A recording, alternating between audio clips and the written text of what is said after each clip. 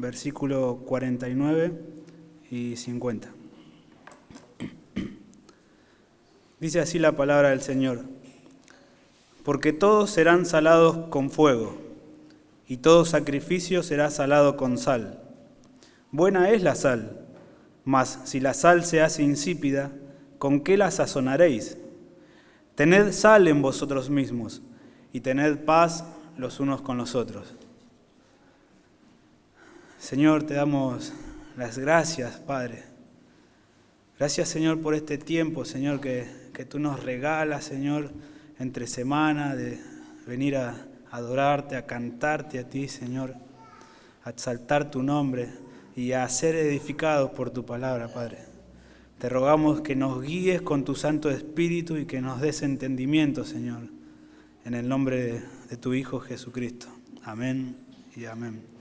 Puede tomar su asiento, hermano. Bien, continuamos entonces con este libro de Marcos, el Evangelio de Marcos, y en los pasajes anteriores, los versículos que predicó nuestro hermano David, veíamos a nuestro Señor Jesucristo hablándole a sus discípulos acerca del tropiezo, de que aquel que haga tropezar a un creyente, mejor le fuera a morir. Dice el versículo 42, que aquel que hiciera tropezar a alguno de estos pequeñitos que cree en mí, dice el Señor, mejor le fuera que se le ate una piedra de molino al cuello y que se le arrojase en el mar. Y que aquel que peca por causa de sus manos o de sus pies o de sus ojos, dice, que mejor le sería que se arranque una de esas partes de sus cuerpos antes que con todo su cuerpo entero ser arrojados al infierno. Lo que está diciendo aquí en estos pasajes que predicaba el hermano David es que cualquier persona que haga pecar a un creyente, dice que mejor le fuera a morir, y aquel que peca, mejor que se quite una de esas partes con la que está pecando, ¿no? Y tanto aquel que hace pecar a un creyente como aquel que peca, ambos son responsables por su pecado y ambos tendrán consecuencias. Pero hermanos, un creyente, nosotros como creyentes, no debemos hacer tropezar a los demás, no debemos ser de tropiezo para otras personas, no debemos ser promotores del pecado, sino que debemos ayudar a restringir el pecado en la vida de las demás personas, ¿no? Y porque aquellos, dice, que aquellos que incitan a pecar a un creyente, dice el Señor que mejor le fuera a morir. Aquellos que hacen pecar a un creyente, aquellos que tientan a un creyente para pecar, el Señor dice que es mejor morir para estas personas. Que se le ate una piedra de molino al cuello y que se le arroje al mar. Y aquellos que tropiezan por causa de sus manos, de sus pies, de sus ojos, mejor le fuera a cortarse una mano o cortarse un pie o quitarse un ojo. Y claro, como el hermano David nos decía, aquí no se refiere que a aquel que peca, aquel que tropieza, ¿no? Debe automutilarse, no se está refiriendo a eso el Señor, sino que esto no es literal, es un lenguaje figurativo con el que Jesús está hablando. La idea aquí era que debemos ser drásticos, hermanos, con el pecado, que debemos tomar medidas contra el pecado. Cuando entendemos que estamos pecando, cuando nos damos cuenta que estamos pecando, debemos desarraigar ese pecado de nuestras vidas. Debemos actuar urgente, no mañana, no después, sino ahora, ya.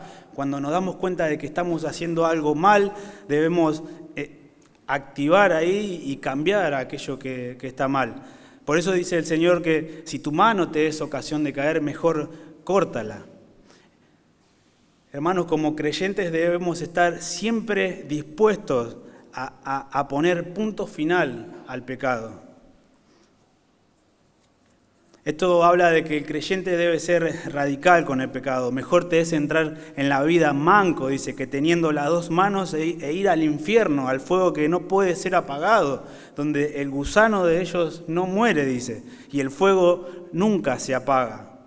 Pero hermanos, aquellas personas que no cortan con el pecado, sino que por el contrario toleran el pecado en sus vidas, si tal vez tú estás tolerando el pecado en tu vida, quizás realmente deberías preguntarte, hermano, si realmente eres un creyente. Pero hermanos, si una persona tropieza y se da cuenta de su pecado y toma medidas contra ese pecado, cortándose la mano, cortándose un pie, quitándose un ojo, y como decía anteriormente, esto no es literal. Cristo no nos pide que nos mutilemos, ¿no? Pero es mejor que tomemos medidas contra nuestros pecados antes que seamos arrojados al infierno, ¿no? Y es mejor entrar tuertos, cojos o mangos que ser arrojados al infierno.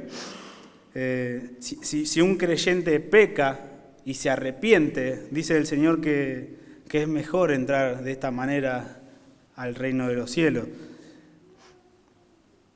Y hermanos, nosotros vivimos en un tiempo donde todos nosotros estamos acostumbrados ya a lo que es el internet, las redes sociales, incluso la televisión, y muchas veces estas cosas son herramientas útiles, pero también muchas veces estas cosas son herramientas que nos hacen tropezar, que nos hacen caer. Cuando entramos a algún sitio y tocamos clic ahí donde no debemos, cuando vemos cosas que no debemos ver, cuando entramos a un sitio donde nos hace tropezar con nuestros pies, ¿no? Y esto es solo por poner un ejemplo. Cada uno de nosotros en particular debemos saber y conocer, ¿no?, cuáles son aquellas cosas con las que debemos luchar, aquellas cosas que debemos cortar de raíz en nuestras vidas y tomar acción contra ese pecado, ¿no? Nuestra vida debe ser una guerra constante contra el pecado. Y muchas veces vamos a sufrir por esto. Muchas veces vamos a sufrir por luchar con el pecado, por seguir a Cristo, por obedecer al Señor, ¿no? Y por eso dice el versículo 49, porque todos serán salados con fuego, y todo sacrificio será salado con sal. Buena es la sal, dice, mas si la sal se hace insípida, ¿con qué la sazonaréis? Tened sal en vosotros mismos y tened paz los unos con los otros. Ahora bien, ¿qué significa todo esto? ¿Cómo es que todos serán salados con fuego y que todo sacrificio será salado con sal? ¿Qué significa esto? ¿Que la sal es buena y cómo es que debemos tener sal en nosotros mismos? Bueno, para entender esto, un poco esto en el Antiguo Testamento, todos los sacrificios que se presentaban en el tabernáculo y más adelante en el templo, todos los sacrificios debían ser presentados con sal. Mire lo que dice Levítico capítulo 2, versículo 13. Y sazonarás con sal toda ofrenda, y no harás que falte jamás de tu ofrenda la sal del pacto de tu Dios. En toda ofrenda tuya ofrecerás sal. Y esto no quiere decir que ofrezcamos sal cuando vayamos a dar las ofrendas, ¿no? Pero hay una insistencia, hermano, en el Antiguo Testamento en presentar todas las ofrendas con sal, ¿no? Y cuando un judío oye esto, ¿no? Cuando un judío oyera esto de que todo sacrificio sería salado con sal, seguramente tendría que estar pensando en los sacrificios del Antiguo Testamento. Ahora, si tomamos todo el contexto de Marcos, ¿no? Jesús viene hablando algo con los apóstoles, ¿no? Para ellos debían entender cuál era el costo del discipulado. Ellos tenían que entender cuál era el precio de seguir a Jesús, ¿no? Y Jesús mismo les dio ejemplo de que Él ya les venía advirtiendo a sus discípulos que era necesario ir a Jerusalén y que allí iba a ser entregado por los principales líderes religiosos de Israel y que iba a morir, que iba a ser condenado y que iba a ser crucificado. Jesús ya se los venía advirtiendo, Jesús iba a sufrir. Y recordemos que cada vez que Jesús les advertía, o mejor dicho, los preparaba, ¿no?, para su muerte, siempre veíamos que sus discípulos actuaban de la manera equivocada, ¿no? Ellos se estaban resistiendo a la idea del sufrimiento. Ellos no querían a un Cristo crucificado. Jesús les había dicho que el que quiera venir en pos de mí debe tomar su cruz, y negarse a sí mismo y seguirme.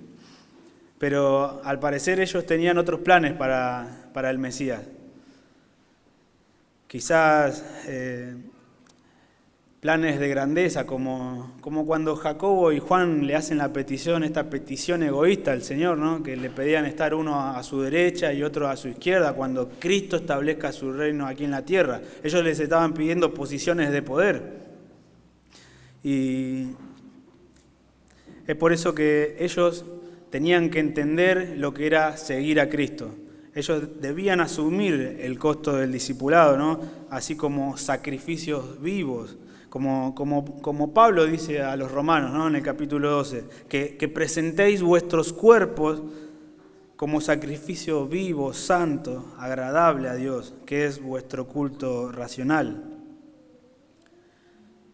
Pero en nuestro pasaje este sacrificio dice que será salado con fuego, dice el versículo 49. Y bueno, leyendo varios comentaristas, ser salados con fuego lo relacionan con las pruebas que debe pasar el creyente, como lo es el sufrimiento, las pruebas que debemos pasar por seguir a nuestro Señor Jesucristo. Y este es el costo de seguir al Señor Jesucristo cuando nos negamos a nosotros mismos. Muchas veces vamos a sufrir por esto. Cristo no quiere que seamos un sacrificio a medias. Él no quiere tu vida a un 50%, ni a un 75%, ni siquiera a un 99%. Cristo quiere el 100% de tu vida como un sacrificio vivo, aceptable delante de Dios. Y ser discípulo de Cristo requiere una reclamación completa de nuestras vidas, hermanos. En el lenguaje del sacrificio, como vemos en nuestro pasaje, nuestra vida debe ser totalmente consumida o no tiene valor delante de Dios. Los discípulos no querían sufrir. Ellos querían reinar, ellos querían el cielo antes de tiempo. Ellos no querían a un Cristo crucificado. Pero Cristo le dijo, el que quiere venir en pos de mí debe negarse a sí mismo, tomar su cruz y seguirme. De otra forma, ellos no podían ser discípulos del Señor. Alguien dijo que el discípulo que toma la cruz de Cristo para crucificar su propio yo, aquel que alimenta la fe de otros creyentes y que renuncia voluntariamente a todas aquellas cosas que son preciosas para sí mismo, pero que son perjudiciales para una vida de fe. Dice que este es un sacrificio vivo, santo, agradable delante del Señor. Y es precisamente asumiendo el costo del discipulado que podemos llegar a ser luz y sal de este mundo, hermanos. En este mundo que está en tinieblas, ¿no?, y en proceso de descomposición, cada vez vemos más maldad en este mundo, hermanos. Es por eso que el Señor les dice en el versículo 50 que la sal es buena, dice. La sal es buena. Y la sal en aquel entonces, bueno, como ahora sirve para dar gusto, ¿no?, a las comidas, pero también en ese tiempo la sal era un preservante para preservar la comida, ya que no existía la heladera, ¿no? Pero dice, pero si la sal se vuelve insípida, ¿con qué sazonaréis? Si el que dice ser discípulo del Señor no quiere asumir el costo de seguir a Jesús, ¿qué se puede hacer? ¿Qué se puede hacer? Si la sal se vuelve insípida, dice, ¿con qué sazonaréis? Hermanos, cuando la sal pierde esta capacidad de salar, ya no sirve para nada. Cuando ya la sal no sirve, no sirve. Y lo mismo pasa cuando si decimos ser discípulos del Señor, pero no estamos dispuestos a asumir el precio, a pagar el costo, ¿no?, de ser discípulos del Señor. Y esta misma idea Jesús le decía a sus discípulos allí en Mateo, en capítulo 5, que vosotros sois la sal de este mundo, pero si se desvaneciere no sirve para nada. Si la sal se desvanece no sirve para nada. Y hermanos, los creyentes hemos sido llamados a ser luz y sal de este mundo. Y la mejor manera de ser luz y sal de este mundo es primeramente predicando el Evangelio segundo mostrando un buen testimonio delante de las personas, ¿no?, con una vida piadosa. Podríamos hacer muchas cosas que vemos incluso en la televisión, ¿no?, para hacer luz y sal de este mundo. Podríamos hacer campañas, podríamos ir a la televisión y tantas otras cosas para salar y alumbrar a este mundo, pero la fuerza de la iglesia no está en esas cosas. Nosotros debemos predicar la verdad del Evangelio, pero al mismo tiempo nuestras vidas deben dar testimonio del poder de la palabra de Dios en nuestras vidas. Y de ahí estas últimas 2 exhortaciones del Señor, ¿no? Tened sal en vosotros mismos. En otras palabras, hermanos, debemos mantener esta disposición de sufrir por seguir a Cristo. Debemos estar dispuestos, ¿no?, incluso a que nos vean como retrógrados, como que nos insulten, que nos calumnien, ¿no?, por querer en Cristo. Tened sal en vosotros mismos. Debemos tener la disposición de amar a los demás con un amor sacrificial, con un amor radical, ¿no?, que se preocupa por la salud espiritual del otro, que promueve el bienestar de los demás hermanos. Debemos procurar servirnos los unos a los otros, amarnos los unos a los otros. Y muchas veces esto cuesta, porque a veces no nos gusta servir, queremos ser servidos.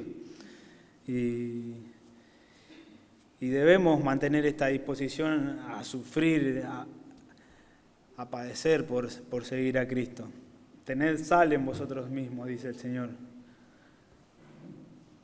Nuestra conducta en este mundo y una vida piadosa, ¿no?, brindan un buen testimonio, ¿no?, del poder salvador de Dios.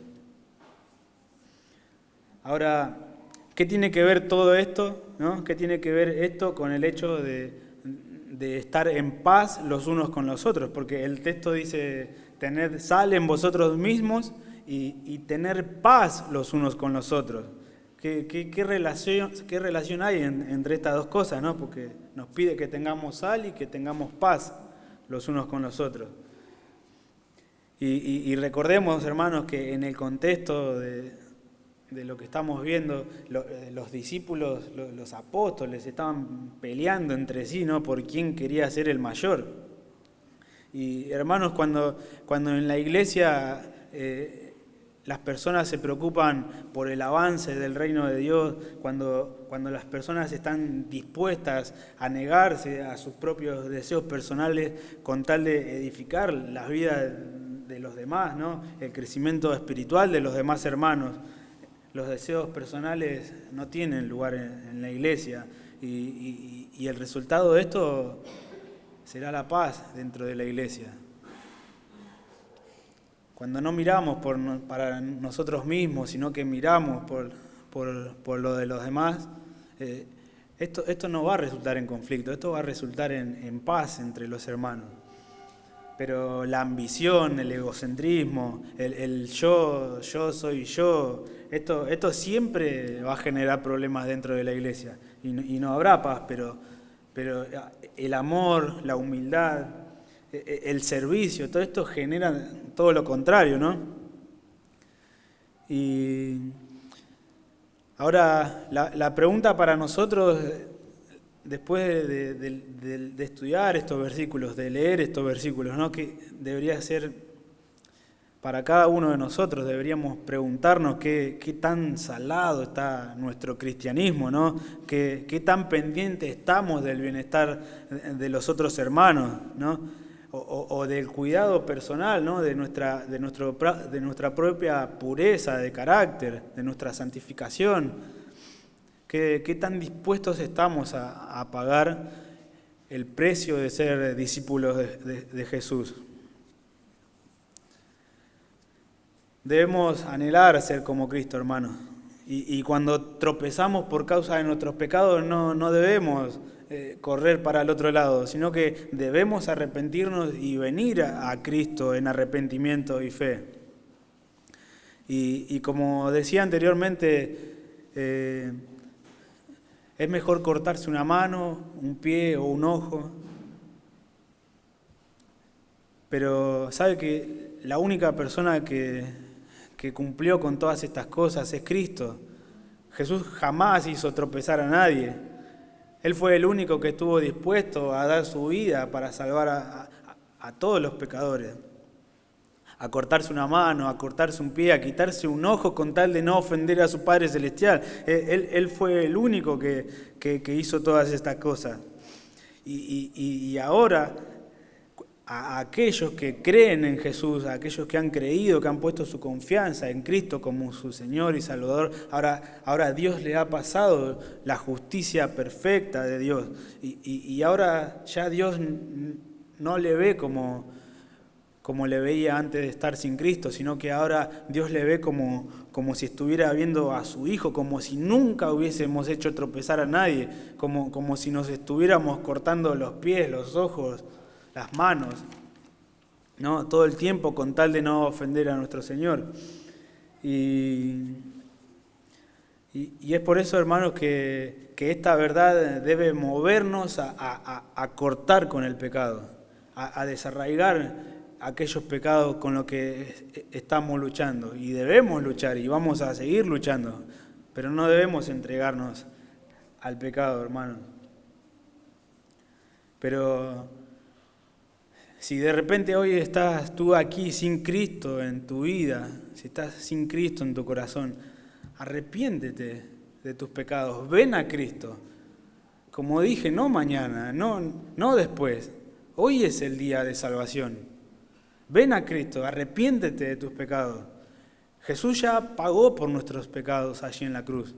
Por medio de su sangre derramada en la cruz hemos sido perdonados, hermanos. Cristo pagó el precio de nuestra paz para con Dios.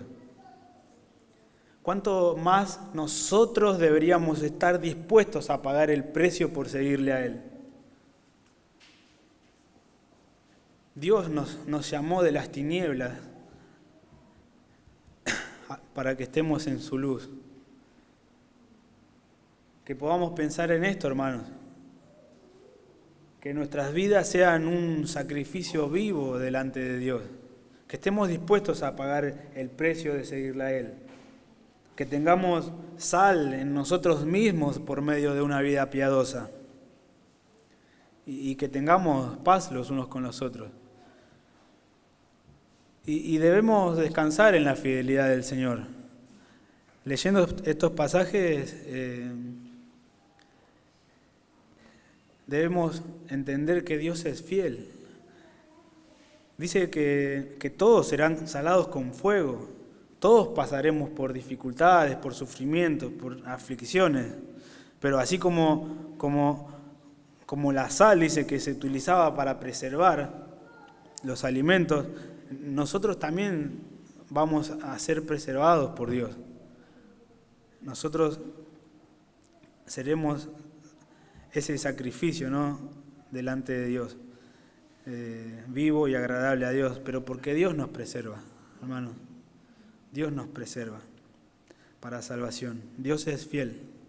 Que Dios nos ayude a meditar en estas cosas. Que Dios le bendiga, hermano. Amén.